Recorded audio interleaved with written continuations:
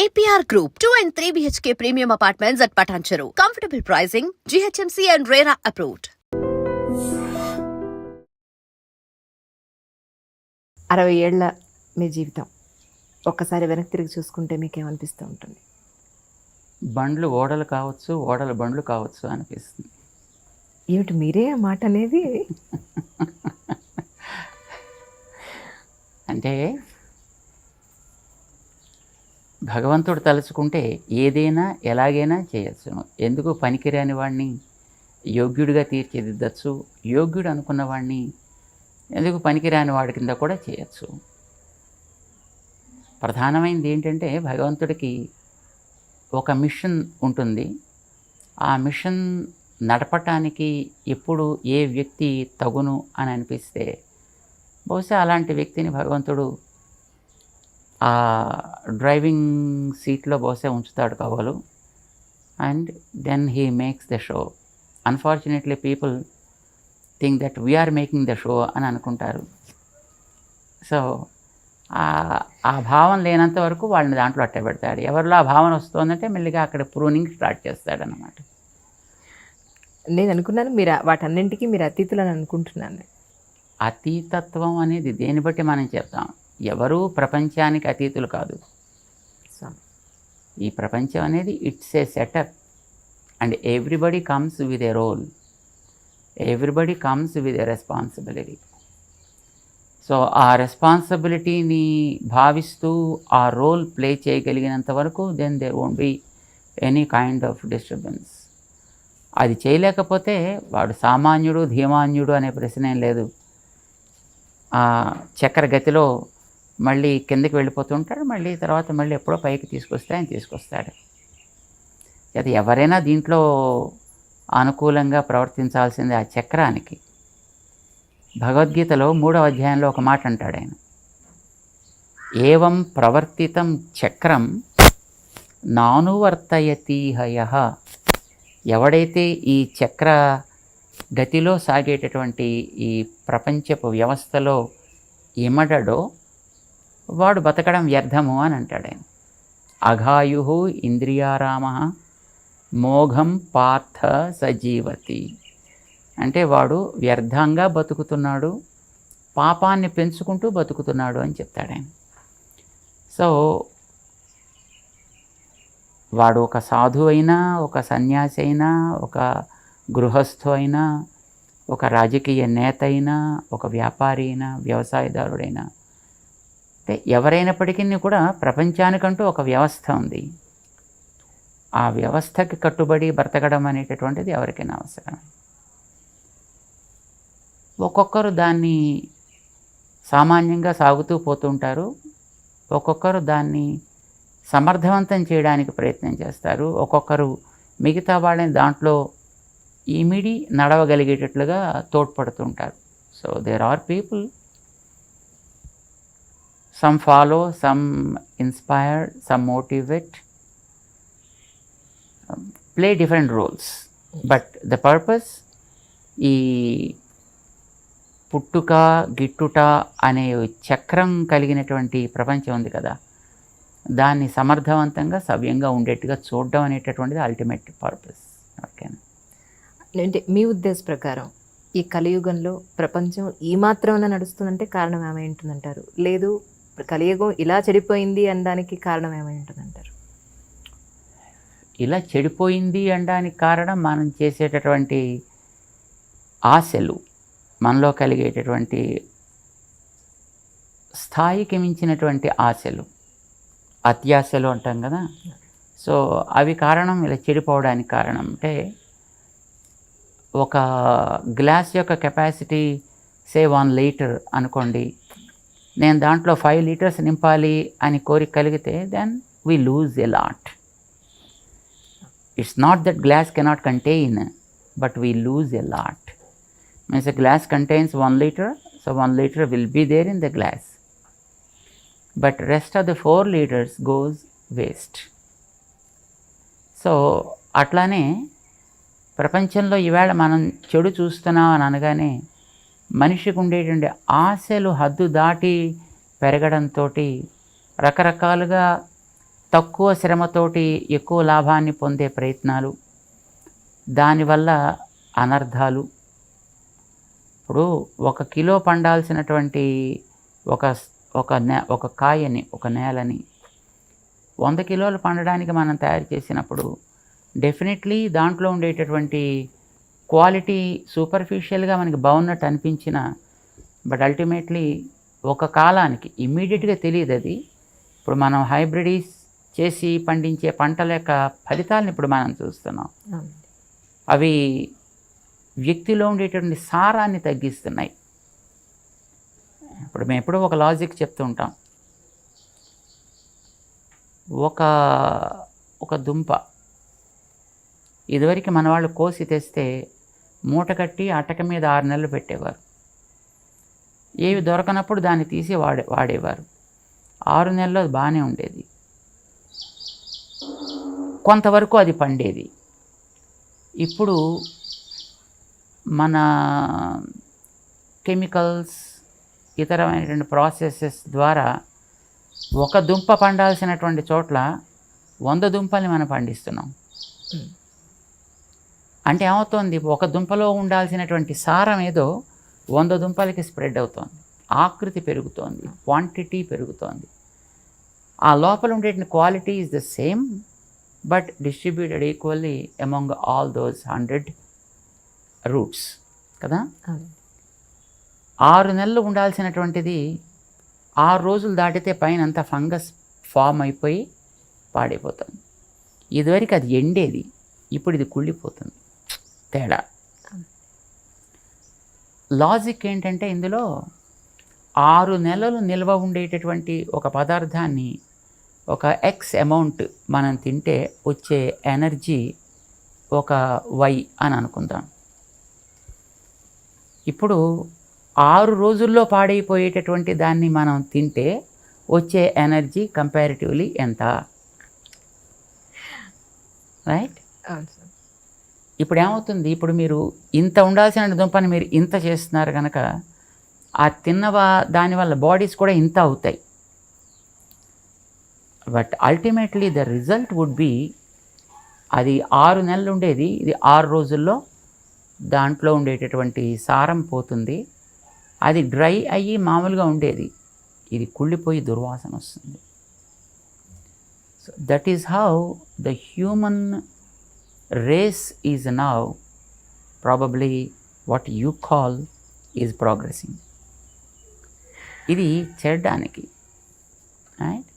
ఇహ కలియుగం ఇంతొచ్చినా ఇంకా బాగుండడానికి కారణం అని అంటే, మనకి తెలియకపోయినా మహానుభావులైనటువంటి మన పూర్వులు, మన ఆచార్యులు, మన ఋషులు, వాళ్ళు వేసినటువంటి పునాదులు చాలా బలంగా వేశారు.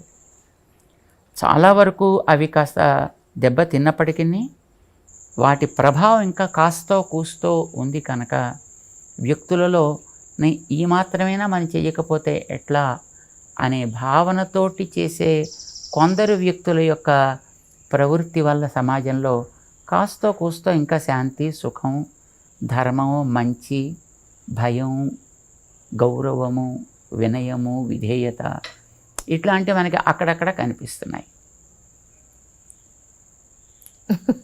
స్వామి, 2000 సంవత్సరం రావడానికి ముందు 2000 సంవత్సరమే అంతమైపోతుంది ప్రపంచం అంతా అన్నారు.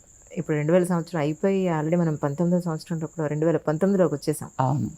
సో మీ ఉద్దేశ ప్రకారం ఇది ఒక అపోహేనా? కలియుగం ఇన్ని సంవత్సరాలు ఉంటుంది, ఈ యుగం ఎన్నేళ్ళు, ఈ యుగం ఎన్నేళ్ళు అని మనం అనుకున్నట్టయితే?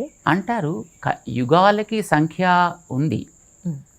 ఇప్పుడు ఒక రోజుకి ఇన్ని గంటలు, ఇదివరకు దాని ఘడియలు, విఘడియలు అనేవారు. దానికి ఏదో ఒక క్రమం ఉంది. అనే తర్వాత మళ్ళీ అది సైకిల్ తిరుగుతూ మళ్ళీ సూర్యోదయం వస్తుంది, మళ్ళీ సూర్యాస్తమయం కూడా వస్తుంది. ఇది ఒక సైకిలిక్ ప్రాసెస్లో తిరుగుతూ ఉంటుంది. రోజులు కూడా అట్లానే తిరుగుతాయి, నెల తిరుగుతోంది, సంవత్సరం తిరుగుతోంది. సంవత్సరం తర్వాత మళ్ళీ మనం నేచర్లో we are able to observe the process repeated, right? So also యుగాల క్రమం కూడా అట్లానే ఉంది. ఇప్పుడు 4,32,000 సంవత్సరాలు అయితే కలియుగం అన్నారు. ఇంటూ 2 చేస్తే ద్వాపరం అన్నారు, ఇంటూ 3 చేస్తే త్రేత అన్నారు, ఇంటూ 4 చేస్తే కృత. ఈ 4 కలిపితే 4, 3, 2, 3 సున్నాల బదులు ఇంకొక 0 పెరుగుతుంది, 4 సున్నాలు వస్తాయి. అంటే కాలం అనేటటువంటి దాని యొక్క calculation was so accurate. Nature is very accurate, wear man cannot handle are meddle with it. Okay. ప్రకృతిలో మీరు ఏది చూసినా అలానే ఉంటుంది. ఇప్పుడు మీరు ఒక పుష్పం చూడండి, దానికి వచ్చేటటువంటి దళాలు, వాటి యొక్క మెజర్మెంట్స్ అన్నీ చాలా ఎగ్జాక్ట్గా ఉంటాయి. అందులో వచ్చే కేసరాలు ఎగ్జాక్ట్గా ఉంటాయి. దాని కింద వచ్చే స్టాక్ చాలా ప్రాప్రియేట్గా ఉంటుంది. ఏ పువ్వులు ఎక్కడ చూసినా అట్లానే ఉంటాయి. ఏ కీటకాలని మనం చూసినా వాటి రెక్కలు ఇక్కలు, వాటి యొక్క అందం, వాటి యొక్క మెజర్మెంట్స్ అదే క్రమంలో ఉంటాయి. అందులో అప్పుడు మనుషులు తయారు చేస్తే వచ్చినట్టుగా ఒకటి పొడుగు, ఒకటి పొట్టి, ఒకటి లావు సన్నం, ఒకటి థిక్నెస్, ఒకటి పల్సగా అలా ఉండదు. Other than man everything in the nature is accurate to the dot. కాలం కూడా అంతే. సో ఈ కాలం కూడా ఒక క్రమంలో తిరుగుతూ ఉంటుంది. అది తిరిగిన తర్వాత మళ్ళీ రిపీట్ అవుతుంది, సైకిల్ మళ్ళీ రిపీట్. ఇప్పుడు 2000 సంవత్సరాలు కలియుగం అనే దాంట్లో అసలు అది ఏమడదు అది. బికాజ్ కలియుగం ఇప్పటికి ఆరంభమయ్యి 5119 ఏళ్ళు దాటింది. ఓకే. దీనికి పూర్తి అవ్వడానికి 4 లక్షల ఇంకా 28,000 సంవత్సరాల కాలం ఉంది కలియుగానికి. Okay. So 5000 is in really nothing. మధ్యలో ఎక్కడో ఒకచోట ప్రారంభించి కాలాన్ని లెక్క పెట్టడం ప్రారంభం చేశారు. దానికి 2000 years అని అన్నారు. ఎక్కువ మంది ఆ కాలమానాన్ని తీసుకుని ఇప్పుడు 2000, 2019 అని అంటున్నారు. ఇప్పుడు కలియుగం నిజానికి 2000 సంవత్సరాల్లో అయిపోతుందని అనలా. అప్పుడు అన్నది ఏంటంటే కంప్యూటర్ కనిపెట్టిన తర్వాత, ఓకే, 1980sలో బహుళ ప్రాచుర్యాన్ని అది అందుకున్న తర్వాత దాంట్లో ప్రోగ్రామ్ చేసినటువంటిది 2000 దాకా దాన్ని ప్రోగ్రామ్ చేశారు కనుక, ఓకే, సో దాన్ని Y2K అని దానికి ఒక పేరు పెట్టి, ఆ December 31st కాగానే ఇంకా తర్వాత అది ప్రోగ్రామ్స్ అన్నీ కూడా ఇంకా క్రాష్ అయిపోతాయి. సో దానివల్ల మొత్తం సెటప్ అంతా ఎక్కడిదక్కడ స్టాప్ అయిపోతుంది.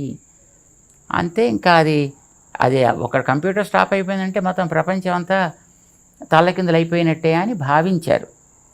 దానికోసం మన దేశం నుంచి చాలామందిని, వచ్చిన వాళ్ళని, రాని వాళ్ళని, ఆ పేరు పెట్టుకున్న వాళ్ళందరినీ మొత్తం బయటికి పంపించారు, అమెరికాకి పంపించారు. ఏదైనా వాళ్ళు చేస్తారు కదా, చేయాలి కదా, చేయించాలి కదా అనే ఉద్దేశంతో. సరే, 2099 December 31st చక్కగా నడిచింది. మర్నాడు పొద్దునే మళ్ళీ తెల్లారింది, సూర్యుడు వచ్చాడు, పక్షులు ఎగిరాయి, గాలి వీచింది, అన్నీ బాగానే సాగాయి, జనాభా కూడా బాగానే సంచరించింది. మళ్ళీ 2012 వచ్చేటప్పటికి మళ్ళీ అలాగే అయిపోతుంది ఇంకొకటేదో అని మాయన్ కల్చర్కి సంబంధించినటువంటి కాలమానం ప్రకారం ఇదేదో అయిపోతుంది అని అనుకున్నారు. సేమ్ అప్పుడు కూడా December probably 22nd or something date అనుకుంటాను బహుశా, అయిపోతుంది. ఆ వేళ నెక్స్ట్ డే మార్నింగ్కి మొత్తం అంతా everything will be close down, the cinema మొత్తం సెటప్ అంతా క్లోజ్ అయిపోతుందని అన్నారు. But nothing is happen, everything was just moving normal. యుగాంతమైనా అంతే. యుగాంతం అయిపోతుందంటే యుగం అవ్వగానే మొత్తం అన్నీ క్లోజ్ అయిపోతాయి కదా. మరి December 31st అవుతోంది, మళ్ళీ January 1st ఆరంభం అవుతోంది, మళ్ళీ మామూలుగా సాగుతోంది కదా. సో యుగాలు పూర్తయినా, యుగాలు ఆరంభమైనా జరిగేటటువంటి మనిషి యొక్క గతి అనేది ఎప్పుడు సాగుతూనే ఉంటుంది. అయితే వ్యక్తిలో ఉండేటటువంటి తట్టుకునే సామర్థ్యాల యొక్క కొలమానాన్ని బట్టి యుగాల యొక్క కొలమానాన్ని చెప్పారు. వ్యక్తిలో తట్టుకునే శక్తి ఎంత ఉంటుంది, పనిచేసే శక్తి ఎలా ఉంటుంది. ఇప్పుడు శక్తి క్రమంగా తగ్గుతోంది, మనలో స్టామినా తగ్గుతోంది, ఓపిక తగ్గిపోతోంది. ఇప్పుడు మా చిన్నప్పుడు పాఠం ప్రారంభిస్తే 6 గంటల సేపు చెప్పేవారు ఆగకుండా ఒకటే పాఠాన్ని, అలా సాగుతూ ఉండేది. మా కూర్చునేవాళ్ళు, వినేవాళ్ళు, చెప్పేవాళ్ళు చెబుతూ ఉండేవారు, వినేవాళ్ళు వింటూ ఉండేవారు. ఇప్పుడు అలవాటు ఎలా చేశారంటే 45 నిమిషాలు దాటితే పీరియడ్ మారాలనగానే కొంతకాలం ఇది అలవాటు చేసేటప్పటికి 45 నిమిషాల తర్వాత ఒక సబ్జెక్ట్ మార్చకపోతే వీడికి ఏమిటో తల్లకిందులు అయిపోయి ప్రపంచం అంతా కూడా గిరగిర తిరుగుతున్నట్టు అనిపిస్తుంది. ఇది మనిషికి మనం చేసేటటువంటి అలవాటుని బట్టి వాడి యొక్క బయలాజికల్ క్లాక్ ఏదో అంటారు దాన్ని, అది దాని తగ్గట్టుగా మారుతూ ఉంటుంది, అడ్జస్ట్ చేసుకుంటూ ఉంటుంది. చేత కాలం ఏమీ మారదు, కాలంగా సాగుతూ ఉంటుంది. మనలో ఉండేటటువంటి సామర్థ్యాలని మనం ఏ విధంగా అయితే ప్రిజర్వ్ చేసుకుంటామా, లేదు డైల్యూట్ చేసుకుంటామా, లేదా మార్చేసుకుంటామా. సో దాన్ని బట్టి ఒకటి కృతయుగం అన్నారు, ఒకటి త్రేత అన్నారు, ఒకటి ద్వాపరం అన్నారు, ఒకటి కలియుగం అన్నారు. మీకు చెప్పడానికి అభ్యంతరం అయితే వదిలేస్తాను, అభ్యంతరం లేకపోతే అడుగుతాను, మీరు ఆన్సర్ చెప్పాలని అనుకుంటే. చాలామంది స్వామీజీలు ఉన్నారు మన భారతదేశంలో. కొంతమంది ప్రజల దగ్గరికి పెడతారు, హగ్ చేసుకుంటారు, లిటరల్గా పొలిటికల్ వాళ్ళు వచ్చి ఇష్టమైన వాళ్ళు వచ్చినట్టు ముద్దులు పెడతారు. మీరు మాత్రం ఎవరిని ముట్టుకోరు, ఎందుకని? అది వ్యక్తిగతమైనటువంటి వారి ఇష్టాన్ని బట్టి ఉంటుంది కాబోలు. ఓకే. ప్రతి వ్యక్తికి ఒక పద్ధతి, ఒక నియమము ఉండాలి. అది తన యొక్క పరంపరకి తగ్గట్టుగా ఉండాలి. సన్యాసి అనంటే సన్యాసి కూడా ఒక పరంపర ఉంటుంది. ఆ పరంపరకి తగ్గట్టుగా తాను ఉండాల్సినటువంటి బాధ్యత ఉంటుంది. ఆ పరంపర ఎలా ఉండాలి అనేది పూర్వులు ఆచరించినటువంటి విధానం ఉంటుంది. యథా తే తత్ర వర్తేరన్ తథా తత్ర వర్తేథాః, యథా తే తేషు వర్తేరన్ తథా తేషు వర్తేథాః. వేదం చెప్తోంది, నీ పూర్వులు ఇలాంటి సిచ్యువేషన్ ఎదురైనప్పుడు ఏ విధంగా ప్రవర్తించారో ఆ విధంగా నువ్వు ప్రవర్తించు. ఒక్కొక్క కార్యం చేసేటప్పుడు దానికి ముందు వెనకలు కూడా ఏవో కొన్ని ఉంటాయి. వాటిని వాళ్ళు ఏ విధంగా ఆచరించేవారో నువ్వు కూడా ఆ విధంగానే ఆచరించు. ఇది వేదం చేసినటువంటి అనుశాసనం. It's a command given by Vedas. So వేదాల్లో చెప్పిన దాన్ని ఆచరించేవాళ్ళు కొందరుంటారు, వైదికమైన పద్ధతిని ఫాలో అయ్యేవాళ్ళు కొందరుంటారు, స్వయంగా నిర్మించుకున్నటువంటి నియమాన్ని బట్టి ప్రవర్తించేటువంటి వాళ్ళు కొందరు ఉండొచ్చును. బట్ వాళ్ళ ఇష్టాన్ని బట్టి ఉంటుంది అది. మరి బహుశా మేము మా పెద్దవాళ్ళు ఎలా చేసేవారో అలా ఉండాలని అనుకునేవాళ్ళం కాబోలు, అందుకోసం మేము ఇలాగే ఉంటాం. అంటే మీ గురువుగారు ఇలాగే ఉండేవారండి? ఎస్, మేము మా ఆరాధన, మా కార్యక్రమాలు చేసేంతవరకు మేము ఒక పద్ధతి ప్రకారం ఉంటాం. అది అయిన తర్వాత మనం ఏదైనా బయట సామాజికమైన కార్యక్రమాలకు వెళ్ళినప్పుడు అక్కడ సామాజికమైనటువంటి కార్యక్రమానికి ఎంతవరకు అవసరమో అంతవరకు మేము అక్కడ ఉంటాం. మీ గురువుగారు ఆఖరిగా మీకు చెప్పిన మాట ఏమిటి అంటే మీరేం చెప్తారు? మా గురువుగారు మాకు ఆఖరి మాట అంటూ అలాగేం చెప్పలా. ఎందుకంటే వారు ఒక సంకల్పం చేశారు, ఈ ధర్మాన్ని మనం ఇట్లా కొనసాగించాలి. ఆ కొనసాగించడంలో మనకిచ్చినటువంటి శక్తిని బట్టి మనం చేయాల్సిన పనులని మనం చేసుకుంటూ వెళ్ళాలి. అది చెయ్యాలంటే దానికి కావాల్సినటువంటి వెనకాతల మనకి పరికరం కావాలి, దానికి కావాల్సినటువంటి ఆధికారికత కావాలి మనకి. అంటే దానికి కావాల్సిన ప్రమాణాలు మన దగ్గర ఉండాలి, కార్యక్రమాన్ని మనం చేయాలి.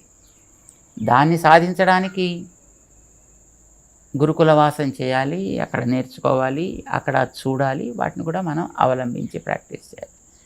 This is what my Guruji gave instructions to me, and that's what we are trying to follow. దేశానికి, ముఖ్యంగా మన దేశానికి స్వామీజీల ఆవశ్యకత ఎంతవరకు ఉందని మీరు భావిస్తున్నారు? మన దేశానికి, ప్రపంచానికి అనే ప్రశ్నే లేదు. స్వామీజీలు అనంటే కాషాయం కట్టుకుని దండం పట్టుకుని తిరిగేవాళ్ళు అని మాత్రమే కాదు. అవసరమైనప్పుడు మంచిని చెప్పాల్సి వచ్చినప్పుడు మంచిని చెప్పాలి. ఎప్పుడైనా పరిపాలకుడైనా తన యొక్క క్రమాన్ని తప్పి ప్రవర్తిస్తే వానికి ఏది హితమో దాన్ని చెప్పాల్సిన బాధ్యత ఉంటుంది, ధర్మాన్ని ప్రేమించే వ్యక్తి అయితే. రాముడు, దశరథుడు లాంటి వాళ్ళు పరిపాలన చేసేటప్పుడు వశిష్ఠాదులు ఉండేవారు. వాళ్ళని పురోహితులు అని అనేవారు. పురోహితుడు అంటే తానుండేటటువంటి ప్రాంతానికి, రాజ్యానికి హితాన్ని చేసేవాడు అని అర్థం. పురమునకు హితమును చేయువాడు అని అర్థం. వీళ్ళు రాజుల దగ్గర ఉంటుండేవారు. రాజులు పరిపాలన చేసేవారు. ఎప్పుడైనా ఒకసారి రాజు కనుక చేయాల్సిన పాలనలో తప్పుడు నిర్ణయాలు చేస్తే వెంటనే వీరి పక్కన ఉండి అది తగదు, స్టాప్ ఇట్ అని చెప్పగలిగేవారు. వాళ్ళకంటూ ప్రత్యేకమైనటువంటి అవసరాలు ఏమీ ఉండేవి కావు. పక్షపాతాలు అంతకంటేనూ ఉండేవి కాదు. రాజు దగ్గరైనా మొహమాటాలు ఎప్పుడూ ఉండేవి కాదు.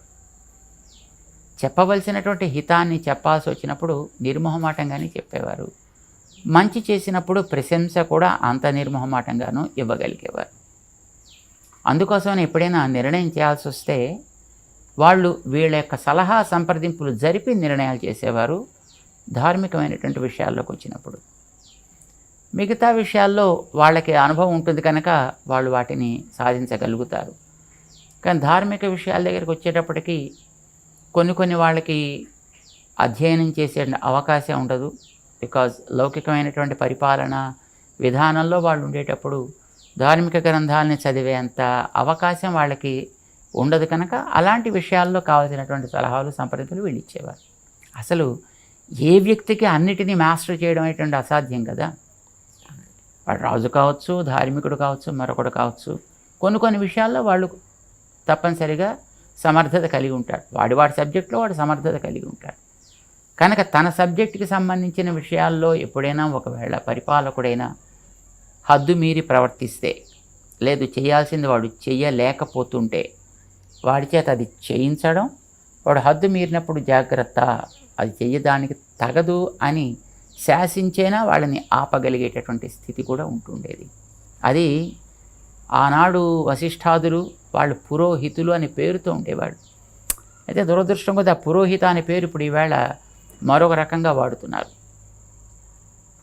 కానీ ఎప్పుడైనా సాధువులు కానీ, సన్యాసులు కానీ, స్వాములు కానీ, పండితులు కానీ, జ్ఞానులు కానీ, the whole and sole responsibility of these people is to follow, of course, the doctrines that are laid down by the elders, teach them to the generation, and prepare the people who are able to take proper care in the society in general. అంటే రాజులకే కాదు కదా, సామాన్య ప్రజల్లో కూడా అలాంటి వాటిని చెప్పాల్సిన అవసరం ఉంటుంది కదా. వాళ్ళని కూడా ఆ మార్గంలో పెట్టాల్సిన బాధ్యత వాళ్ళకు ఉంటుంది కదా. వాళ్ళలో కూడా ఒక రకమైన అవగాహన తీసుకురావాల్సిన బాధ్యత కూడా వాళ్ళకు ఉంటుంది. అంచేత సామాన్యుల కోసం చెప్పడానికి కావాల్సిన శిష్యవర్గాన్ని తయారు చేసేవారు. వాళ్ళల్లో అప్పుడప్పుడు కొందరు రాజాశ్రయాన్ని చేసి రాజులకు కూడా మార్గదర్శనం చేయగలిగేట్లుగా ఉంటుండేవారు.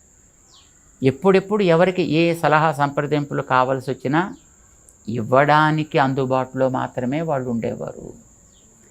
అవసరమైతే తప్ప వీళ్ళు వెళ్ళి దాంట్లో నియంత్రించేటటువంటి స్థితి ఉండేది కాదు.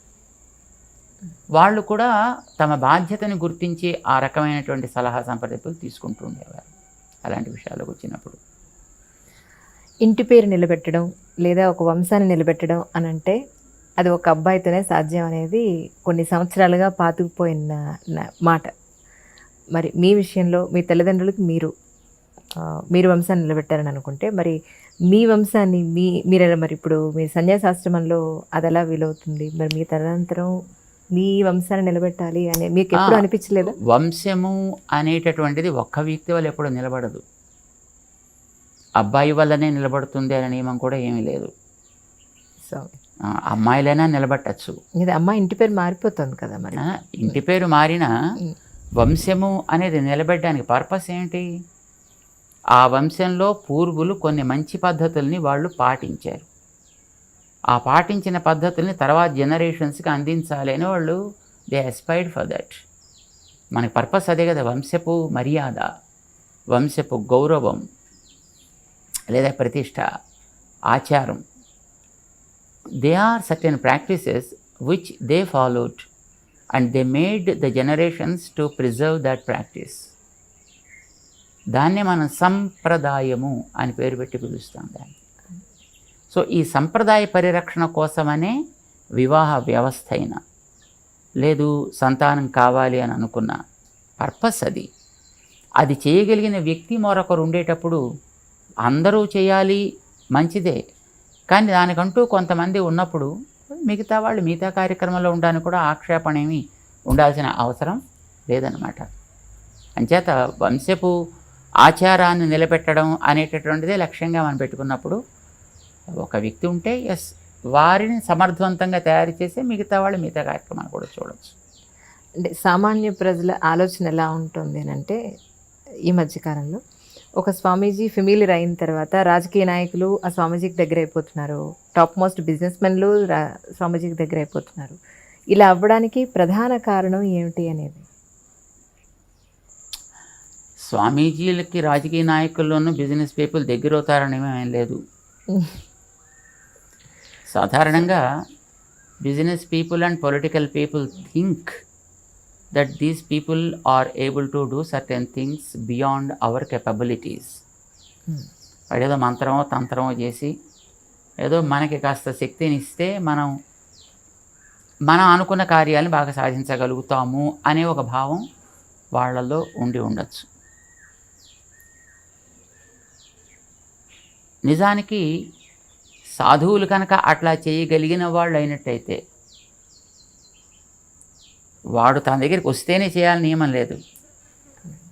ఇందాక మీరు అడిగారు చూడండి, ఏమంటే మీరు ఎందుకు ముట్టుకోనివ్వరు అని. ఒక ఫ్యాన్ తిరుగుతోంది అని అనుకోండి, what you expect out of that?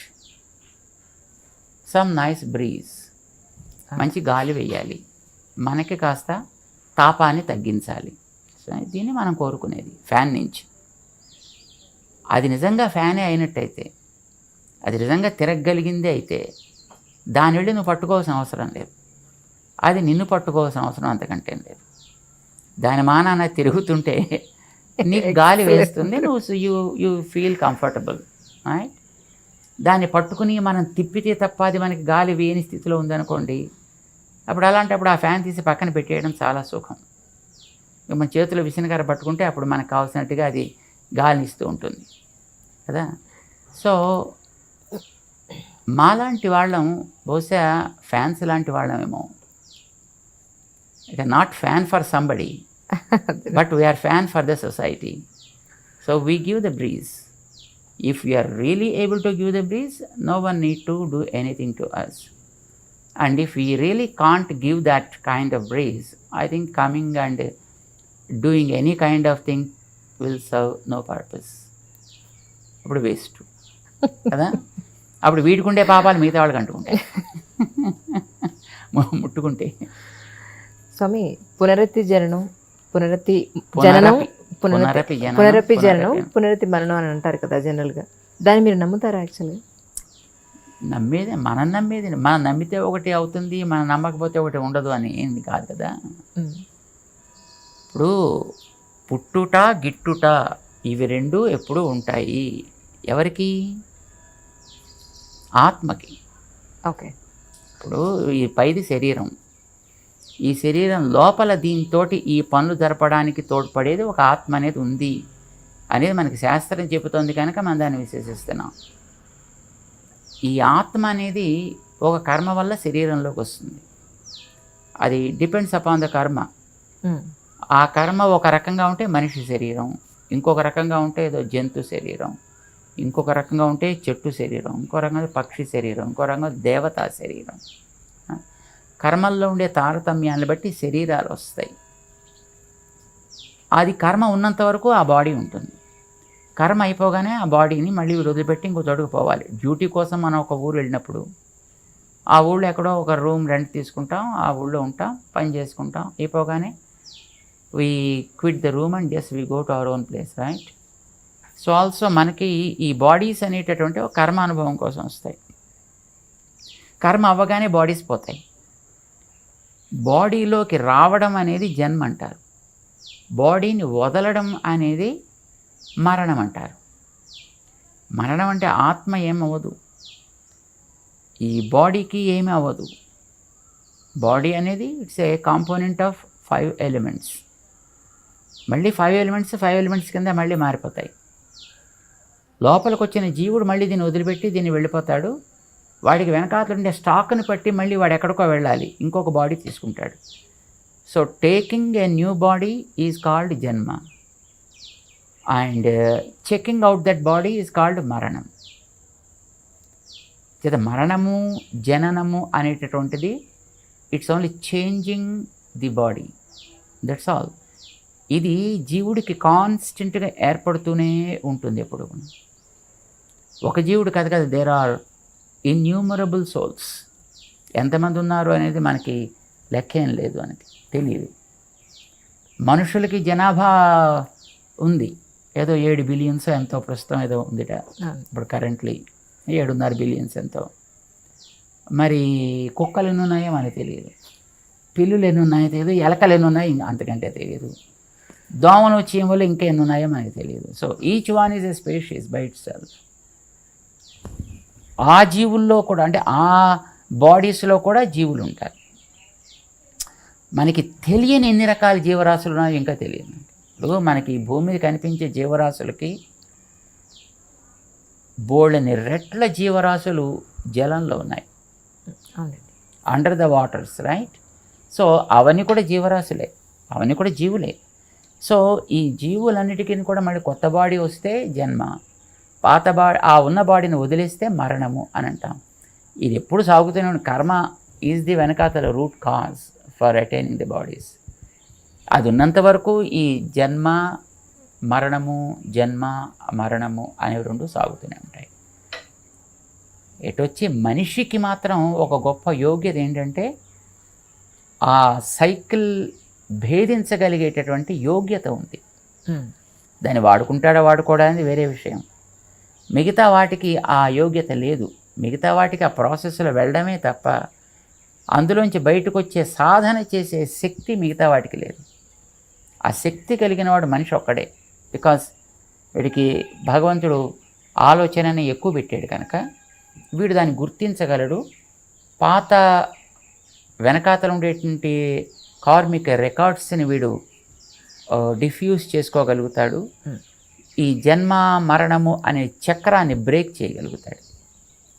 బుద్ధి కర్మానుసారేణ అంటారా, కర్మ బుద్ధానుసారేణ అంటారా మీ ఉద్దేశ ప్రకారం? బుద్ధి కర్మానుసారిణి అనేదే నానుడి. అంటే వెనకాతల మనకి ఏ రకమైనటువంటి కర్మ ప్రేరణ ఉందో ఆ కర్మ ప్రేరణని ఒక బాడీలో ఉన్నప్పుడు వీడు కలుగుతుంది. అది కర్మ అనేది వెనకాతల స్టాక్ జీవుడితో ఎంత ఉన్నా బాడీ ఉంటేనే దాన్ని వీడు ఉపయోగించగలుగుతాడు. ఇప్పుడు మీకు బ్యాటరీలో శక్తి ఉంటుంది, ఆ శక్తిని you won't be able to use that energy at all until you put it in some kind of device.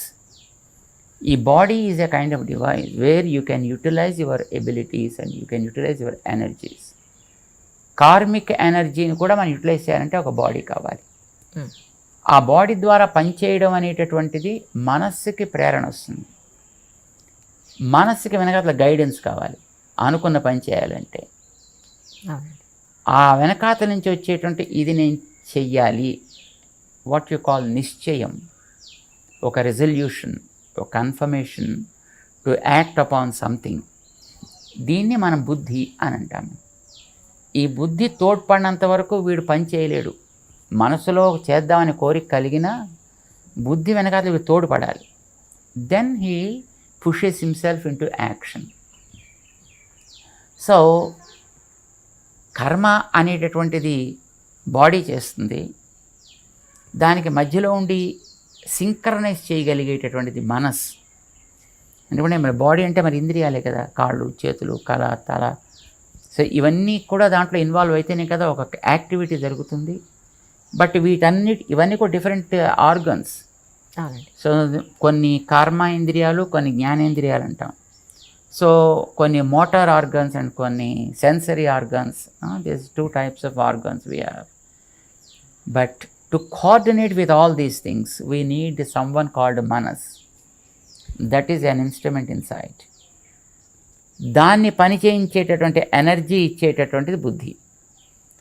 అంచేత ఈ కర్మ చేయాలనుకునే మానసిక సంకల్పానికి తగిన శక్తిని ఇవ్వాల్సింది బుద్ధి కనుక దీని ప్రెషర్ ఎట్లా ఉంటే బుద్ధి దాన్ని బట్టి సాగుతూ ఉంటుంది. జస్టిఫికేషన్ అంటాం పని చేయడానికి ముందర. ఒకరిని వెళ్ళి నాకు సావగొట్టాలనిపించింది అనుకోండి, మరి సావగొట్టడానికి వీడు మొట్టమొదటి బాడీ పనిచేయాలి కదా.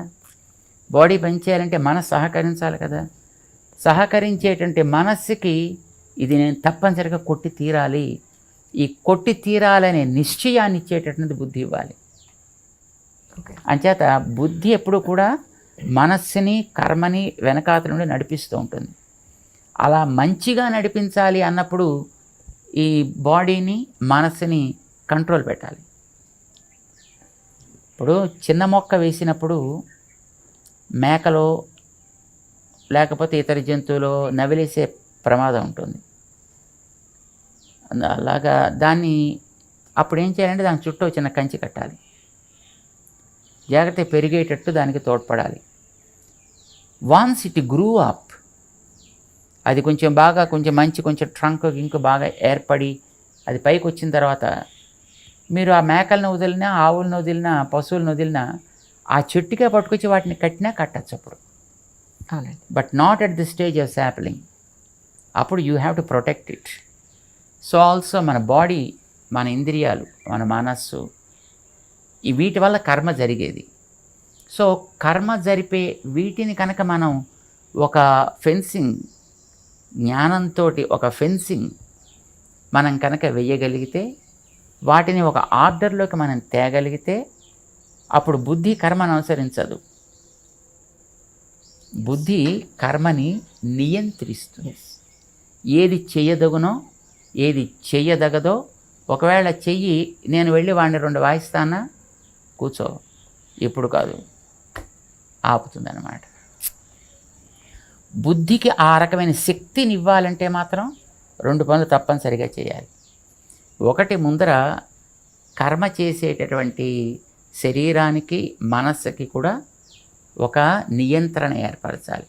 ఏది చేయతగును ఏది మానతగును, దానికి ఇష్టమైనా లేకపోయినా, అయ్యో నేను తినకపోతే ఇప్పుడు కూడా చచ్చిపోతున్నాను అనేది ఏడ్చినా దానికి నువ్వు పెట్టద్దంటే పెట్టకూడదంతే. లేదు, ఇప్పుడు ఆసనాలు వేస్తారు చూడండి, ఎక్సర్సైజ్ చేస్తారు, అబ్బా నాకు నొప్పెడుతుందండి, చేతులు కాళ్ళు నొప్పెడుతున్నాయండి అని అన్నా దాంతో నువ్వు వేయించాలంటే వేయించాలి. ఇది మొట్టమొదటిలో దానికి అలవాటు చేయాలి. అలవాటు చేసేటప్పుడు అది ఏడుస్తుంది. But you should be A bit strong enough, కొంచెం హార్డ్గా ఉండాలి. రెండవ పని, ఇది మొదటి పని మనం చేయాల్సింది. రెండవది, వెనకాతలు ఉండేటువంటి గైడ్ చేసే ఫ్యాక్టర్ బుద్ధే కదా. బుద్ధికి బలం కలగడానికి కావాల్సినటువంటి ఆహారం పెట్టాలి దానికి. దాని పేరు సాత్విక ఆహారం అన్నారు. ఓకే. ఆ సాత్విక ఆహారం దానికి పెట్టి దీనికి చుట్టూ ఒక కంచె వేయగలిగితే అది కొంచెం బలపడుతుంది. ఒక కాండం కొంచెం బలపడ్డట్టు అనమాట. కాండం కాస్త బలపడ్డ తర్వాత మీరు హాయిగా ఆవును పట్టుకొచ్చి ఆ చెట్టుకే కట్టేయండి, దట్స్ ఓకే, ఏం అవ్వదు. అప్పుడు దానికి చెట్టుకి నష్టం ఏం లేదు. ఆవుని అక్కడ అది ఆపగలుగుతుంది. ఆవు దాన్ని తినేసి పాడు చేసే ప్రశ్న కూడా అప్పుడు ఏర్పడదు. సో అంచేత బుద్ధి కర్మానుసారిణియే మామూలు విషయంలో. సాధన చేస్తే అప్పుడు కర్మని కూడా బుద్ధి నియంత్రించేది అవుతుంది. Exactly, perfect. స్వామి, భూమి ఒక గ్రహం అని అనుకుంటే భూమి కూడా తిరుగుతూ ఉంటుంది గుండ్రంగా అని అనుకున్నప్పుడు వాస్తు అనేది ఒక అబద్ధం అని కొంతమంది, అది అతివాదులండి, ఛాందస్వాదులండి, కొంతమంది వాదిస్తూ ఉన్నారు. Right right. మీ ఉద్దేశ ప్రకారం వాస్తు అనేది నిజంగా ఉందంటారా లేదంటారా? Vastu is a science, it's a science by itself. ఇప్పుడు సైన్స్ని మనం సైన్స్గా తీసుకుని ఎంతవరకు మనం దానివల్ల లాభపడవచ్చునో అంతవరకు మనం లాభపడడం అనేది మంచిది, బుద్ధిమంతుడి పని. దాన్ని తీవ్రంగా తీసుకుని చేస్తే దానివల్ల కూడా ఉపద్రవాలు వస్తాయి. So Vastu is a science where you can make a better living, better living physical, better living mentally, better living intellectually, better living emotionally. That is it's. all about the vastu.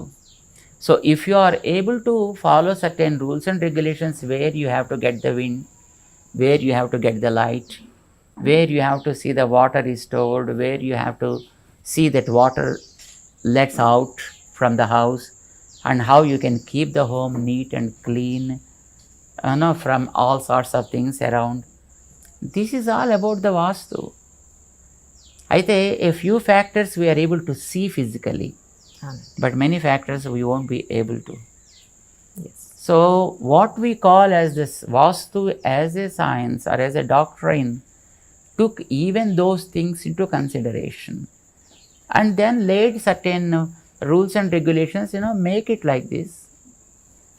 ఏదో ఇటు పక్కన ద్వారం పెట్టుకోండి, ఇటు పక్కన క్లోజ్ చేసుకోండి, ఇటు పక్కన బరువు పెట్టుకోండి, ఇటు పక్కన తేలిగ్గా ఉంచండి. దాన్ని దుర్వినియోగం చేసి ఎక్స్ప్లాయిట్ చేసి తద్వారా జీవించాలనుకునేటువంటి వాళ్ళు కొందరు ఉండొచ్చు.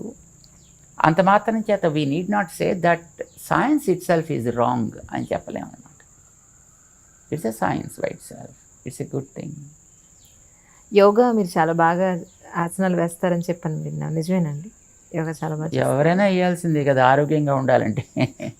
కొంతమంది తింటూ యోగా చేస్తారు, కొంతమంది తినకుండా యోగా చేస్తారు. వాళ్ళ యోగాని బట్టి ఉంటుంది. ఇప్పుడు రాళ్ళు కొట్టే వ్యక్తి ఉన్నాడు అనుకోండి రోడ్డు మీద, పొద్దున్నే ఏదో 2 మెతుకులు వేసుకుంటాడు, వెళ్ళి పొద్దుంచి కొడుతూనే ఉంటాడు. వాడికి తగినటువంటి శారీరకమైనటువంటి పరిశ్రమ కూడా అక్కడ ఏర్పడింది. సో వాడికి ప్రత్యేకించి ఇంకో యోగా ఏం చేయాల్సిన అవసరం లేదు, because he is already with required amount of physical what you call it is a exercise, right? So ఎవరికైతే ఆ రకమైనటువంటి శారీరక పరిశ్రమ లేదో వాడు కొంచెం శారీరకంగా పరిశ్రమ కోసం కొన్ని రకాల యోగా చేయాల్సి వస్తుంది. బియాండ్ దట్ మానసికమైనటువంటి ఒక నిలకడ కావాలి అని అనుకున్నప్పుడు దాని మీద కూడా కొంత మనం దృష్టి పెట్టాల్సి వస్తుంది. మన దేహానికి సంబంధించినటువంటి వాయు సంచారాన్ని మనం కంట్రోల్ చేసుకోవడం ద్వారా, మన ఆలోచనల్ని మనం కంట్రోల్ చేసుకోవడం ద్వారా, మన ఎమోషన్స్ని మనం కంట్రోల్ చేసుకోవడం ద్వారా మనం కొన్ని సాధించవచ్చు. లేదు మనం చేయాల్సిన పనులను బాగా చేసుకోగలగచ్చు. Yoga is a nice way of dealing with the body. In a way you can synchronize these things, you can synchronize the breathing ability, you can make your emotions controlled, you can make your mind think properly. So ఆ విధంగా చేస్తారు మీరు. స్వామి, భూమి మీద ఎన్నో రకాలైన పుట్టుకలు, ఎన్నో రకాలైన చావులు. అసలు పొద్దున్న లేచి చూస్తే అయ్యో ఇలా కూడా మనుషులు చచ్చిపోతారా అన్నట్టుగా ఉంది.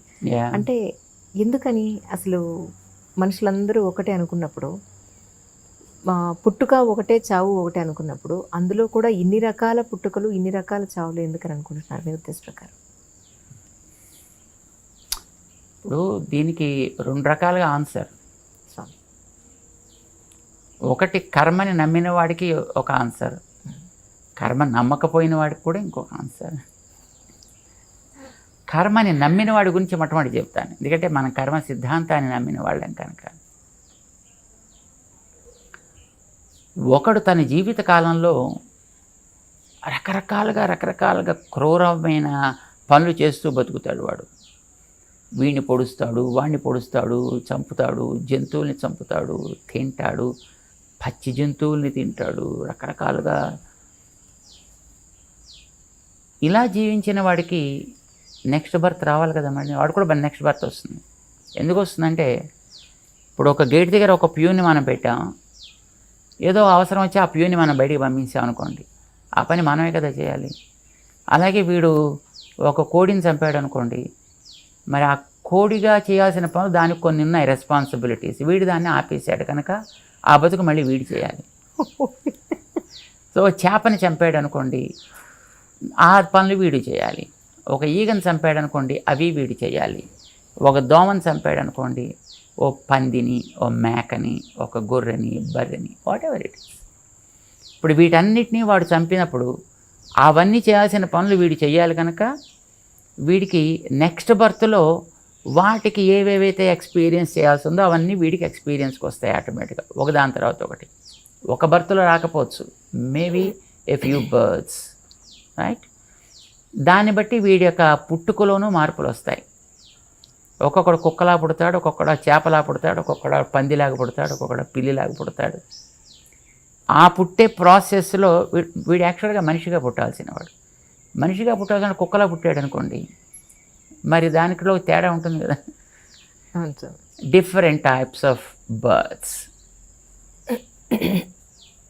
చాలామంది అంటుంటారు వీడికి ఉండే కర్మలు ఎన్ని రకాలు ఉంటాయో కర్మని వీడు అనుభవించాలి. కర్మ ఎప్పుడూ కూడా కృతం కర్మ శుభ అశుభం అవశ్యం అనుభోక్తవ్యం. ఏది మనం ఒకసారి చేశామో దాన్ని ఎప్పుడో అప్పుడు తప్పకుండా అనుభవించి తీరవలే. ఎవడైనా కానివ్వండి, వారు అనుభవించడానికి బాడీయే కదా సాధనం. బాడీలోకి రావాలి, మళ్ళీ బాడీలోంచి వెళ్ళాలి. కనుక ఈ మధ్యలోనే వాడికి అనుభవించాల్సిన వాటన్నిటిని కూడా అనుభవింప చేయాలి కదా. కర్మల యొక్క తారతమ్యాన్ని బట్టి వీడి యొక్క పుట్టుకల్లో తారతమ్యాలు ఏర్పడతాయి, వీడి యొక్క పోకడలో తారతమ్యాలు ఏర్పడతాయి, వీడు సాగించే జీవితంలో కూడా తారతమ్యాలు ఏర్పడతాయి. ఇది కర్మని నమ్మిన వాడి సంగతి. కర్మని నమ్మలేదనుకోండి, అలాంటప్పుడు ఇందాక మేము చెప్పాను చూసారా, లాజిక్. ఒకడినెవడో వీడు ఏదో చేశాడు, హింసించాడు, మరి హింసించిన దాని యొక్క ఫలితం వీడు పొందాలి కదా. అంచేత వీడికి వాడి హింసకి సంబంధించినటువంటి ఏ అనుభవం ఉంటుందో ఆ అనుభవం వీడికి ఇక్కడ రావాలి. కొంతమంది చెప్తుంటారు, అబ్బా నేను నిజంగా పుట్టినప్పటి నుంచి ఇప్పటిదాకా ఏం తప్పు చేయలేదండి, కానీ ఎందుకు వచ్చిందండి ఇలాంటిది. పాపం వాడండి అసలు ఎంత అమాయకుడండి, కానీ వాడికి ఎందుకండి ఇట్లాంటి బాధ వచ్చింది, వాడికి ఎందుకంటే ఇట్లాంటి రోగం వచ్చింది, వాడికి ఎందుకంటే ఇట్లాంటి చావు వచ్చింది, ఇలా అంటుంటారు. లాజిక్ మనం చూసినట్లయితే వీడింతకుముందు ఏం చేశాడని పాపం వాడికి తెలియదు. ఇప్పుడు మనం కార్యాన్ని బట్టి కారణాన్ని ఊహిస్తాం.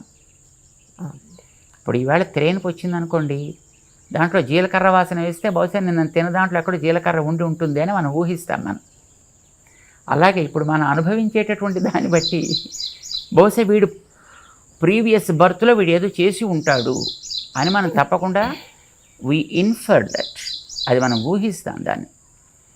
బికాస్ ఇది మనకి ఫస్ట్ బర్త్ కాదు, ఎవరికి కాదు, ఎన్నో బర్త్స్ మనం సాగుతున్నాయి. దీన్ని మనం అంగీకరించాలి. లాజికల్గా చెప్తున్నాను. ఎందుకు లాజికల్గా అంగీకరించాలి? ఒకే తల్లికి పుట్టినటువంటి ఇద్దరు సంతానం ఒకే రకంగా ఉండట్లా, ఆలోచనల్లో కానీ ఆచరించే యాక్టివిటీస్లో కానీ. ఎందుకు వచ్చింది difference? There must be some guiding factor behind. అది మనం పూర్వజన్మలోంచి వచ్చింది ఏదో అని క్యారీడ్ ఫార్వర్డ్ తీసుకుంటాం. మనం పశువుల్ని మనం చూస్తున్నాం. ఒక దూడ పుట్టిన 1.5-2 మినిట్స్లో అది మెల్లిగా లేచే ప్రయత్నం చేస్తుంది. ఒక 5 మినిట్స్ కల్లా లేచి నిలబడుతుంది. And the calf certainly knows where the udder is to suck the milk. ఒక దూడ, దానికి అక్కడ పొదుగు ఉంది, అందులో పాలున్నాయి, తనకు ఆహారం అక్కడి నుంచి తను సంపాదించాలి. But who guided this to that small creature? ఎవరికి దానికి గైడెన్స్ ఇస్తున్నారో మనకి తెలియదు. మరి తల్లి తను చెప్పదు, చెప్పే స్థితిలో తల్లి కూడా ఉండదు. ఎందుకంటే అప్పుడే పాపం దూడని కంటుంది, అది ఇంకా తన బాధ ఏదో తను పడుతూ ఉంటుంది. కానీ మీన్వైల్ ఈ పిల్ల లేస్తుంది, నడుస్తుంది, పొదుగు దగ్గర మూతి పెడుతుంది, పాలు తాగడం కూడా ప్రారంభిస్తుంది. అంటే వ్యక్తికి బ్రతికేటటువంటి అదృష్టం ఉంది కనుక ఆ వెనకాతలు ఉండేటువంటి ఆ అదృష్టం ఏదో దాన్ని గైడ్ చేస్తుంది. దీన్ని బట్టి మనకేమర్థమవుతుంది? దానికి కూడా ఒక ప్రీవియస్ బర్త్ ఉంది. ఆ బర్త్ ప్రకారం దానికి నేను ఇంకా కొంతకాలం బ్రతకాలి అని అనిపించింది. So it searched for the food and it got the food also. ఇది వెనకాతల కర్మ ఉందో లేదో మనకు తెలియదు, బట్ వెనకాతల బర్త్స్ అయితే మనకి తప్పనిసరిగా ఉన్నాయి. And something we have acquired also with us, carrying that stock right now with us. దీన్ని బట్టి వాడు అంతకుముందు ఏం చేశాడో మనకి తెలియదు. వాడు ఏదో ఒక ప్రభావం చేత ఇక్కడ ఈ జన్మలో వచ్చాడు, ఇక్కడ పుట్టాడు ఇక్కడ, బట్ వచ్చిన పర్పస్ ప్రాబబ్లీ ఫినిష్ అయిపోయి ఉంటుంది. వాడు అంచేత వాడు వెళ్ళిపోవాలి. వాడు వెళ్ళడానికి ఏదో ప్రాసెస్ కావాలి. That is a process probably. భగవంతుడు భగవద్గీతలో చెప్పాడు ఒక మాట. ఇప్పుడు ప్రతివాడు ఒక పర్పస్ కోసం వస్తాడు. పర్పస్ అయిపోయిన తర్వాత no matter what age that he is in and what place he is in also the matters. మేము ఎప్పుడు జస్ట్ ఉదాహరణ చెప్తుంటాము. ఇప్పుడు మనం కూల్ డ్రింక్ తాగడానికి షాప్కి వెడితే అందులో వాడు ఒక స్ట్రా పెట్టి ఇస్తాడు. ఆ స్ట్రాకి బహుశా ₹1 ఎంతో ఖరీదు ఉంటుంది. మనం ఆ డ్రింక్ తాగేసిన తర్వాత ఆ స్ట్రా ఇంకా బాగానే ఉంటుంది. దాన్ని చక్కగా నీళ్ళలో కడిగేసి జేబులో పెట్టుకుని మనం వెళ్ళిపోవచ్చును. షాప్ వాడు కూడా ఏమండు. కానీ ఎవడు అలా చేయడు, దాన్ని అక్కడే పారేస్తాడు.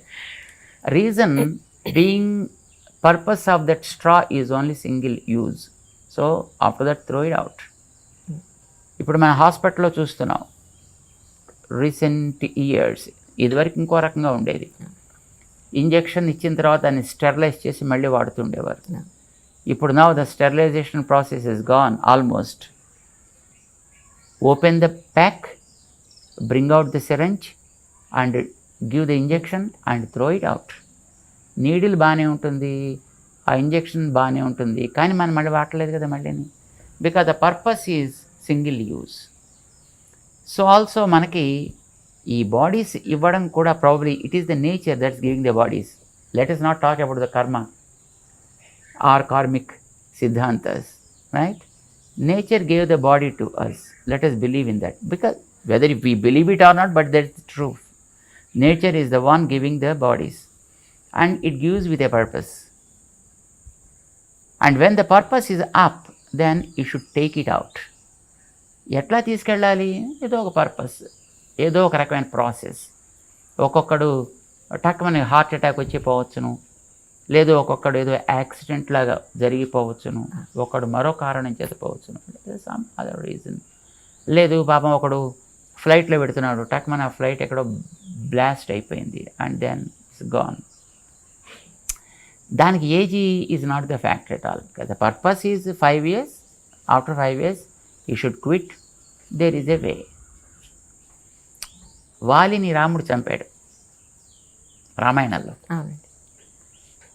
చంపిన తర్వాత వాలి అడిగాడు, ఏమంటే చెట్టు చావడం చంపేందుకు నన్ను? అది పనికిరాని వాళ్ళగా, ఇదేనా నువ్వు చేయాల్సిన పని? ఇదేనా నీ వంశానికి నువ్వు తీసుకొచ్చేటటువంటి ఘనకీర్తి అని దెబ్బలాడాడు. అంటే రాముడు సమాధానం చెప్పాడు దానికి, నువ్వు జంతువు కదా, మీవాడు జంతువు కదా, నేను పరిపాలకుణ్ణి కదా, నేను వేటగాడిని. వేటగాడి జంతువుని ఎరపెట్టి చంపుతాడు కదా, వాడిని ఎరగా పెట్టా, నిన్ను నేను కొట్టా. కొట్టేవాడు కూడా మాటు వేసి కదా కొడతాడు, అలాగే కొట్టా నేను. తప్ప మరి నేనేం తప్పు చేయకుండా ఎందుకు కొట్టావా అని అడిగాడు. తప్పు చెయ్యలేదంటావేమిటి? నీ తమ్ముణ్ణి బతికుండగా రాజ్యంలోంచి బయటికి తరిమావు తప్పు చేయకుండా అతన్ని. అతని భార్యను పట్టుకొచ్చి నీ దగ్గర పెట్టుకున్నావు. This is according to our law is a sentenceable offence. నువ్వు ఆ తప్పు పని చేసావు, అందుకోసం నిన్ను దండించాలి. నేను దండించేవాడిని, నువ్వు దండన పొందేవాడివి. దండించేవాడు ఎప్పుడూ కూడా వాడికి ఇష్టానికి తగినట్టుగా దండన విధిస్తాడే తప్ప, ఏమండి దొంగగారు మీకేం దండన విధించమంటారండి, ఎలా దండన విధించమంటారని అడిగే చేస్తారు. చాయిస్ వాడిదా వీడిదా? ఒక పనిష్మెంట్ ఇచ్చేటప్పుడు జడ్జి గారిదా చాయిస్, లేకపోతే తప్పు చేసినటువంటి ఆ కన్విక్ట్దా? So you are the person who committed a mistake and I'm the person sentencing something to you. ఎట్లా నేను సెంటెన్స్ చేయాలని that is my choice absolutely. And who are you to ask me why you killed me like this అని. నా ఇష్టం, నేను కావాలంటే నేను hang చేస్తా, లేక షూట్ చేస్తా, లేకపోతే ఎలక్ట్రిక్ చైర్లో కూర్చోబెట్టి షాక్ ఇస్తా, లేకపోతే మరి ఇంకోటి ఏదో చేస్తా. That is my choice, who are you to ask me అంటాడు. అలాగా nature has her own ways of implementing the things. So కొంతమందికి వాళ్ళ పర్పస్ అయిపోయిన తర్వాత ప్రాబబ్లీ ఈ రకమైనటువంటి కంక్లూజన్ చేయాలి అని, if the nature things, that is what happens. తిరుపతిలో అర్చకులుగా పనిచేసిన ఒక అర్చకులు ఈ మధ్య చెప్పింది ఒక మాట వీడియోలో నేను చూసాను. ఏంటంటే తిరుపతి హుండీలో డబ్బులు వేయకండి, అక్కడంతా దుర్మార్గం జరుగుతుంది అని చెప్పని ఒక స్టేట్మెంట్ ఇచ్చారు ఆయన. సో మీరు కూడా అక్కడ జరిగే పూజా విధానాలు కానీ కైంకర్యాలు కానీ సరిగా జరగటం లేదు అనేది ఇప్పుడు ఏమన్నా మారిందండి మీ ఉద్దేశ ప్రకారం, లేకపోతే ఎలా ఉండాలని మీ కోరిక? మారిందో లేదో మాకైతే తెలియదు ఇంకా, ఎందుకంటే మేము మధ్యన ఇప్పుడు వెళ్ళలేదు అక్కడికి. అది అలిగి వెళ్ళలేదని చెప్పని విన్నాను నేను కూడా. అలిగి కాదు, అది మంచిగా జరగాలని మేము అనుకున్నాం. మంచిగా జరగడానికి మార్గాలు ఏర్పడాలి. ఇప్పుడు వచ్చినటువంటి సీఎం గారు కూడా అది మంచిగా చేస్తాము అని అంటున్నారు. We hope that good things will happen. ఏదైనా ఒకటి తప్పు జరుగుతుండేటప్పుడు దాన్ని ఎంకరేజ్ చేయడం అనేటటువంటిది సరైన పద్ధతి కాదు. గతంలో వచ్చినటువంటి సమాచారాన్ని బట్టి అందులో వచ్చేటువంటి బంగారాన్ని రకరకాలుగా దారి మళ్లించి అందులో వచ్చే ధనాన్ని రకాలుగా చేసి ఇలా చేశారని మాటలు వింటున్నాం మనం. ఆ బాధతోటి ఆయన అలా చెప్పు ఉండొచ్చు ఆయన. ఇప్పుడు దేవుడికి అర్పించడం is not a bad thing. అర్పించద్దు అనడం అతని తాత్పర్యం కాదు. సి, ఎప్పుడైనా ఒక వ్యక్తి ఒక మాట మాట్లాడాడు అని అంటే we have to take to the spirit of the word, not to the literally. We have to take the word. పిల్లవాడి మీద అమ్మ జ్వరం వచ్చినప్పుడు నిర్బంధించి వాడైనా తింటానంటే, అరే సస్తావరా తిను, కోపంతో అప్పుడప్పుడు అలా ఉంటుంది. అంటే అమ్మ ఉద్దేశం ఆ పిల్లవాడి ప్రాణం పోవాలనే, తినమనే, రెండు కాదు. So spirit of the word is very very important than the words used in the particular sentence. So at any point of time it is the spirit that should be taken. పాప ఆయన చెప్పడంలో కూడా తాత్పర్యం ఏమై ఉండొచ్చు? దుర్వినియోగం అయిపోతుంది. ఇలాంటి దుర్వినియోగం అవ్వడానికి వేసే వాళ్ళందరి యొక్క శ్రద్ధ, వాళ్ళు పాప విశ్వాసంతో వాళ్ళు వేస్తున్నారు తెలియక. అంచేత దాన్ని దుర్వినియోగం అవుతోంది కనుక దుర్వినియోగం కానివ్వద్దంటే మీరు వేయకుండా ఉంటే దాంట్లో దుర్వినియోగం అయ్యే అవకాశం ఉండదు కనుక అలా వేయొద్దని ఆయన అని ఉంటాడు. బట్ అతని అల్టిమేట్ మోటివ్ ఏమిటి? దుర్వినియోగాన్ని ఆపాలి అనేటటువంటిది అతని తాత్పర్యం. So let us take that the spirit of the word, let us take that. I think probably everybody appreciates also.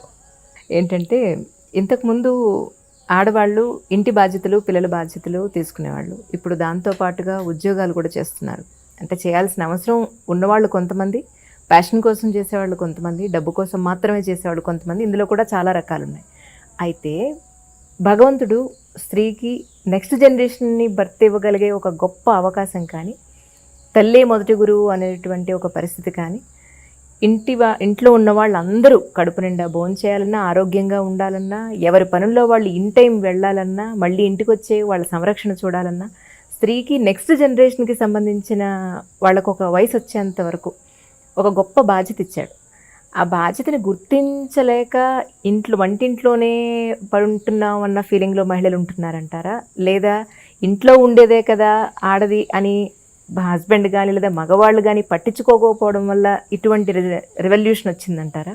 మీ ఉద్దేశ ప్రకారం ఇలాంటి పరిస్థితుల్లో పిల్లలు ఇటు తల్లి తండ్రికి దూరం అయ్యి, పెద్దవాళ్ళ ఇంట్లో లేక న్యూక్లియర్ ఫ్యామిలీస్ అయిపోయి చాలా రకాలైన పరిస్థితుల్ని చూస్తున్నారు పిల్లలు. సో మీ ఉద్దేశ ప్రకారం కాలమాన పరిస్థితులను దృష్టిలో పెట్టుకొని మీరేం చెప్తారు? కుటుంబము అనేటటువంటిది ఒక పురుషుడు, స్త్రీ వారిద్దరూ కలిసి నిర్వహించాల్సినటువంటి ఒక బాధ్యత. It's a collective responsibility to make a family, to continue the progeny. దీనికి వెనకాతల మనం గుర్తించాల్సింది అసలు లక్ష్యం గుర్తించాలి. కుటుంబాన్ని ఏర్పరచడంలో కూడా ఒక లక్ష్యం ఉంది మన పూర్వపురుషులకి. లేకపోతే ఇప్పుడు అడవుల్లో తిరిగేటటువంటి పశువుల్లాగా హాయిగా ఎప్పుడు వాడికి భావం కలిగితే, ఎప్పుడు ఆమెకి భావం కలిగితే అప్పుడు ఇద్దరు కలవడం, ఎవడో సంతానానికి అనడం, తర్వాత వాళ్ళ దారిని వాళ్ళని వదిలేయడం, వీళ్ళ మానాన్ని వీళ్ళు తిరగడం, ఇలా చేయొచ్చు కదా మనుషులు కూడా. కానీ మనిషికి అట్లాంటి స్థితి ఏర్పరచలేదు. మనిషికి ఒక కుటుంబము, ఒక బాధ్యత, ఒక పరంపర, ఇవి ఏర్పడ్డాయి. కుటుంబ వ్యవస్థ ఈవేళ మనం చూసేటటువంటి భారతీయ వైదిక కుటుంబ వ్యవస్థ అనేటటువంటిది మంచి ప్రాక్టీసెస్ కోసం ఏర్పడ్డది. మంచి ప్రాక్టీసెస్కి ధర్మము అని పేరు. ఏది వ్యక్తికి, వ్యక్తి ద్వారా కుటుంబానికి, కుటుంబం ద్వారా సమాజానికి, సమాజం ద్వారా ప్రకృతికి ఏది అనుకూలమైనటువంటి ప్రాక్టీస్ ఉంటుందో దానిని ధర్మము అని పేరు పెట్టారు. దాన్ని ధర్మం అంటే ఉపదేశాలు చేసేది కాదు. No, it is not something lies in the books also. It is a good practice that comes from person to the person by word of mouth. ఇలాగ రావడానికి ఒక వ్యవస్థ, పురుషుడు స్త్రీ కలిసి ఒక లక్ష్యం కోసం జీవించడం. Not just sharing the life is the purpose of the marriage. Sharing the life you can get anywhere, right? అంచేత కేవలం జీవిత భాగస్వామ్యం అనేటటువంటిది కష్టసుఖాలు పంచుకోవడం కోసమనే కాదు, నమ్మినటువంటి ఆచార విచారాలని కొనసాగించేటటువంటి జనరేషన్ని తయారు చేయడం కోసం. ఈ జనరేషన్ తయారు చేయడం అనే లక్ష్యం వచ్చేటప్పటికి ఒకరు ఆర్జించాలి, ఒకరు దాన్ని ప్రిజర్వ్ చేయాలి, యూటిలైజ్ చేయాలి. సే హస్బెండ్ పనిచేస్తున్నాడు అనుకోండి, భార్య ఆ బాధ్యత తీసుకోవాలి. లేదు భార్య పనిచేస్తాం అనుకోండి, హస్బెండ్ ఆ పని చేసుకోవాలి. ఓకే. ఇప్పుడు అమెరికా లాంటి దేశాల్లో పాపం ఈ బాధ్యత గుర్తించి ఒకళ్ళు పని చేస్తే ఇంకొకళ్ళు బాధ్యత తీసుకుంటున్నారండి. ఇక్కడ ఉండేటప్పుడు పాపం మగవాళ్ళకి అసలు అగలగిన ఆడవాళ్ళకు కూడా అనుకోండి, వాళ్ళు ఒంటింటి మొహం కూడా తెలియకపోయినా అక్కడికి వెళ్ళిన తర్వాత పాపం ఒంటిల్లే కాదు పాత్ర శుద్ధి చేసుకోవడం కూడా మగవాళ్ళు కూడా చాలా చక్కగా మంచి ఎక్స్పర్టీస్ అక్కడ కూడా వాళ్ళు సంపాదిస్తున్నారు. అంట్లు తోమడానికి పేరు పెడితే బాగుండదు కనుక డిష్ వాష్ అని పేరు పెట్టారు దాన్ని. మొత్తానికి ఆవిడ పని చేస్తే ఈయన ఈ బాధ్యత చూస్తాడు, ఈయన పని చేస్తే ఆవిడ ఆ బాధ్యత చూస్తారు, ఇద్దరు పని చేస్తే ఇద్దరు వచ్చి పని చూసుకుంటారు. Correct. Need made them to understand their own roles and responsibilities. Perfect sir. మన దేశంలో దురదృష్టం కొద్దీ ఆ బాధ్యతను మర్చిపోయారు. మగవాడు మర్చిపోయాడు, స్త్రీ కూడా మర్చిపోయింది. మగవాళ్ళు డామినేట్ చేసే కొంతకాలం ఇక్కడ సాగినటువంటి విధానం వల్ల వీళ్ళు ఆడే మాటలకి, ఎత్తి పొడుపులకి ఆడవాళ్ళు నిజమే మేము ఒంటింటి కుందేళ్ళు అయిపోయాం అనే భావనలోకి వాళ్ళు వెళ్ళారు. ఇది తప్పు రెండు వైపులా ఉంటుంది. ఎప్పుడో రెండు చేతులు కలిస్తేనే చప్పుడు వస్తుంది, ఎప్పుడు ఒకవైపు నుంచి ఎప్పుడు చప్పుడు రాదు. సో కొంత తప్పు వీళ్ళల్లో ఉంది, కొంత తప్పు వాళ్ళల్లో కూడా ఉంది. కానీ ఎక్కడైతే బాధ్యతను గుర్తించినటువంటి వ్యక్తులు ఉన్నారో అక్కడ కుటుంబ వ్యవస్థ చెడిపోలేదు. గుర్తించని చోట yes maybe it is a single unit, maybe it is a joint family, but disturbances crept in to that families. గుర్తించిన చోట ఎక్కడైనా అది బాగానే ఉంది ఇప్పటికి కూడా. But of course we can see sporadically just here and there, not it's a regular feature that we can observe it evidently. కుటుంబంలో మగవాడికి లేని గొప్పతనం ఆడదానికి ఉంది. ఇప్పుడు ధర్మాన్ని కంటిన్యూ చేయడం అని మనం ఎప్పుడైతే అనుకున్నామో, ధర్మాన్ని కంటిన్యూటీ అనేది సంతానం వల్లనే ఏర్పడాలి. సంతానాన్ని కనగలిగే సామర్థ్యం ఆడవాళ్ళకి తప్ప మగవాళ్ళకి లేనే లేదు. అంటే ఆడవాళ్ళకి భగవంతుడు జనరేషన్ని కంటిన్యూ చేయగలిగేటటువంటి ఒక గొప్ప వరాన్ని ఇచ్చాడు. తన బాధ్యతని ఆడవాళ్ళ చేతిలో పెట్టాడు, మగవాళ్ళ చేతిలో పెట్టాల. సృష్టి చేసేటటువంటి ఘనకార్యాన్ని ఆడవాళ్ళ చేతిలో భగవంతుడు పెట్టాడు. మరి ఆ చేసినటువంటి సృష్టిని సమర్థవంతంగా తర్వాత జనరేషన్గా అందించాలి అని అంటే it needs a lot of things to be attended to. పిల్లవాడిని చిన్నప్పటి నుంచి నడక నేర్పాలి, నడత నేర్పాలి, మాట నేర్పాలి, ఆచారం నేర్పాలి, చదువు నేర్పాలి, గౌరవించడం నేర్పాలి, వినయం నేర్పాలి, విధేయత నేర్పాలి. సో ఇవన్నీ దాంట్లో నీడ్స్ ఇవి. ఇంత బాధ్యతని ఆఫీసులోకి వెళ్ళి ఉద్యోగం చేసి సంపాదించే డబ్బులతో మనం తేలేం. సెకండ్ థింగ్ ఈజ్ ఇవి నేర్పడానికి ఓపిక కావాలి. బై నేచర్ మగవాడికి ఓపిక తక్కువ, స్త్రీకి ఓపిక మారుపేరు. అందుకోసమని పిల్లల్ని కనడం సరే, అది వాళ్ళ మీద బాధ్యత కాదు, అది వాళ్ళకి ఇచ్చిన వరం, అది వాళ్ళకి మాత్రమే ఇచ్చిన వరం కనుక అది ఎలాగో వాళ్ళే చేయాలి. పెంచేటటువంటి ఓపిక కూడా మగవాళ్ళు లేదు కనుక ఆ బాధ్యతను కూడా వాళ్ళకే పెట్టారు. కానీ వాళ్ళ ఆ బాధ్యతలో ఉన్నారని వాళ్ళకి కావలసినటువంటి సౌకర్యాలు, వాళ్ళకి కావాల్సినటువంటి ప్రొటెక్షన్, వాళ్ళకి కావాల్సినటువంటి వనరుల సమీకరణ, ఇదంతా చేయడం మిగతా కుటుంబం యొక్క బాధ్యత. సో అందులో ఈ మిగతా సేకరించి ఇవ్వడం అనేటువంటిది సూపర్ఫిషియల్ యాక్టివిటీ. ఇట్స్ నథింగ్ పెద్ద రెస్పాన్సిబిలిటీ యాక్టివిటీ అయితే కాదు. ఇప్పుడు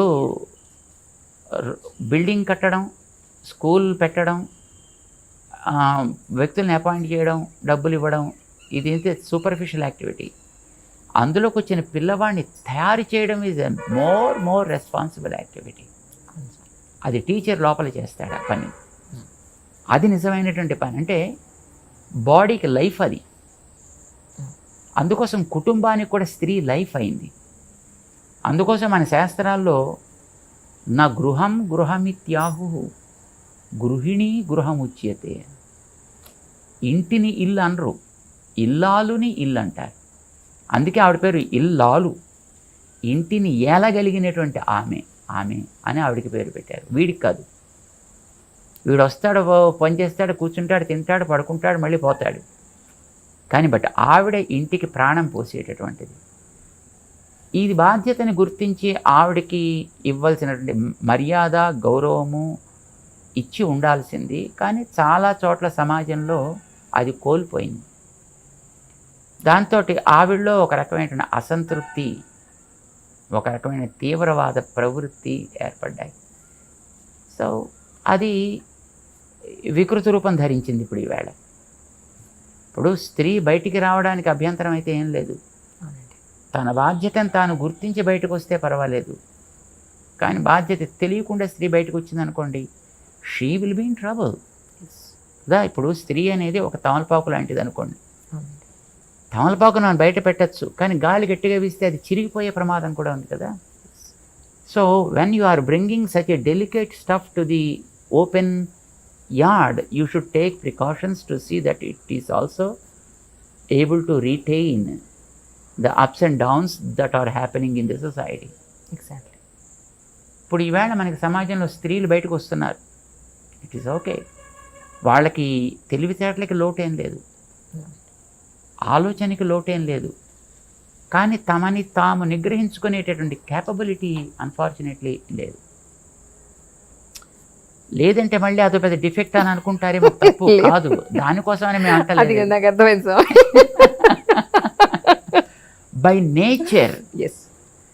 బై నేచర్ స్త్రీ ఎప్పుడు yielding, male is dominating, women is yielding.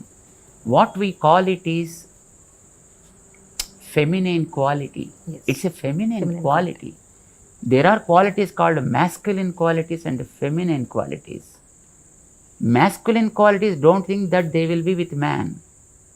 Feminine qualities doesn't mean that they will be with women also. There are some Suryakantams also. So there are some Ramana Reddys also. You know. Ramana Reddy, Relangi ఏదో కొంతమంది ఉండేవారు ఇదివరకు. మా చిన్నప్పుడు ఎప్పుడో మాకు జ్ఞాపకం. Yielding nature ఎవరి దగ్గర ఉంటుందో that is what we call the feminine quality. మగవాళ్ళలో కూడా ఆ క్వాలిటీ ఉండొచ్చును. ఎప్పుడు ఏ కాస్త చూసినప్పటికీ కరిగిపోయే గుండె కలిగిన మగవాళ్ళు ఉండొచ్చు. దేనికి కరగనటువంటి ఉక్కు కంటే గట్టిగా ఉండేటువంటి కర్కశమైన గుండె ఉండే మహిళలు కూడా ఉండొచ్చు. I'm not talking that every mahila is like that, every man is like that. What we call it's a feminine quality, it is masculine quality. So feminine qualities are more with female being. మహిళలకి ఆ రకమైన యోగ్యత ఉంది, ఎక్కువ భాగం అలా ఉంది కనుక వారికి తగినటువంటి ప్రొటెక్షన్ ఇవ్వడం అనేటటువంటిది, వారి యోగ్యతకి తగ్గట్టుగా వారికి ఒక బాధ్యతని, జనరేషన్స్ని తయారు చేసే బాధ్యతని ఇవ్వడం అనేటటువంటి సబబు అని మన వైదిక సమాజం గుర్తించి ఈ కుటుంబ వ్యవస్థను ఏర్పాటు చేసింది. ఇప్పుడు ఈవేళ బయటకు వస్తున్నారనుకోండి లేడీస్, వచ్చిన తర్వాత ఇందాక మీకు చెప్పాం కదా, ఈల్డింగ్ అనేది వాళ్ళ నేచర్ అని. ఇప్పుడు కూర్చుని అబ్బా నువ్వు ఇంద్రుడివి, నువ్వు చంద్రుడివి, నువ్వు సాక్షాత్తు మొత్తం ప్రపంచం అంతా ఇక్కడే ఉంది, నువ్వు ఇంత అందం అంత అందం అంటే జనరల్గానే వ్యక్తిలో ఒక రకమైనటువంటి కరిగిపోయే యాటిట్యూడ్ ఏర్పడుతుంది అనుకోండి. Then there are people to abuse that, and then the system gets collapsed. That's what we are facing today unfortunately. దీన్ని దృష్టిలో పెట్టుకుని బహుశా మన వాళ్ళు ఒక వ్యవస్థను ఏర్పాటు చేసి పెట్టారు. ఎగ్జాక్ట్లీ. ఆ వ్యవస్థకి తగినటువంటి గౌరవం ఇవ్వడం అనేటువంటిది అన్ని చోట్ల జరగాల్సింది, కానీ జరగలేదు. ఇదివరకు రోజుల్లో